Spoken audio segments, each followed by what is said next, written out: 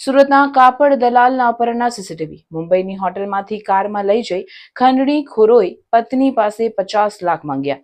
2.10 લાખના ઘરેણાં પડાવતો video viral.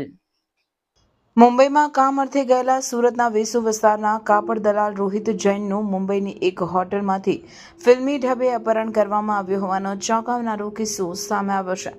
અપહરણકારો રોહિતને હોટલમાંથી કારમાં બેસાડી લઈ જતા હોવાના સીસીટીવી ફૂટેજ પણ સામે આવ્યા છે. એટલું જ નહીં, અપહરણકારોએ રોહિતની પત્ની પાસે ₹50 લાખની ખંડણી માંગી હતી અને ખંડણી ન આપવા બદલ જાનથી મારી નાખવાની ધમકી આપી હતી.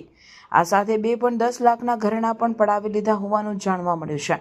હાલ તેના વિડીયો સામે આવ્યા છે. હાલ પોલીસે સમગ્ર ઘટનાક્રમના વિડીયો ફૂટેજના આધારે આગળની તપાસ હાથ ધરી છે.